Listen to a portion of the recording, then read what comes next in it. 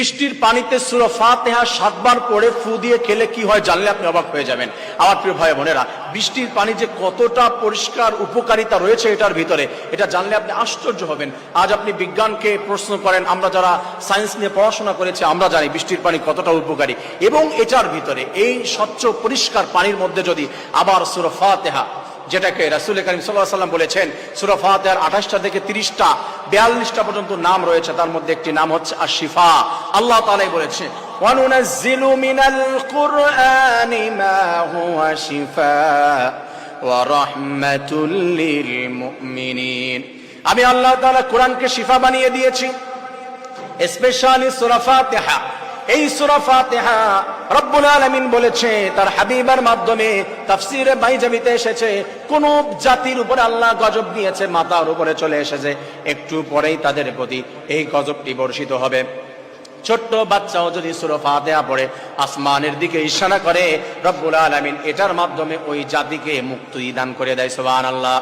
আর বৃষ্টির পানি পরিষ্কার পানি, এটার ভিতরে যদি কেউ সূরা ফাতিহা ৭ বার পড়ে দম করতে পারে, ফু দিয়ে ওই পানিটি বোতলের ভিতরে রেখে দিতে পারেন, রব্বুল আলামিন জানিয়ে দিয়েছে ওই বান্দার যত বড়ই রোগ থাকুক না কেন, ও যদি সকাল সন্ধ্যা এখান থেকে একটু পানি মিক্স করে খেতে পারে, তার হাবিবের মাধ্যমে জানিয়ে দিয়েছে রব্বুল আলামিন তাকে সমস্ত রোগ থেকে মুক্তি দান করে দিবে। সুবহানাল্লাহ।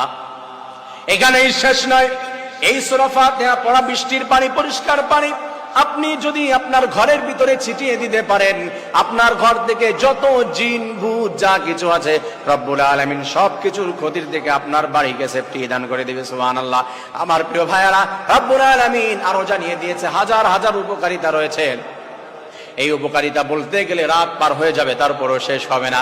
আমার প্রিয় বন্ধুরা, বৃষ্টি যখন আসবে আমরা একটু পানি ধরে রাখার চেষ্টা করব, আর এখান থেকে আমরা সঠিকভাবে শুদ্ধভাবে সূরা ফাতিহা পড়ার চেষ্টা করব।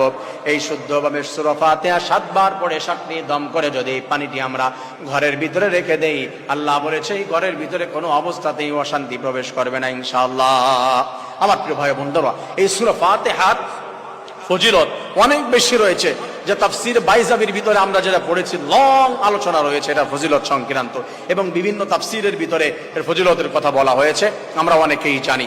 তা আমরা যখন বৃষ্টি হবে একটু পরিষ্কার পানি ধরে রাখার চেষ্টা করব।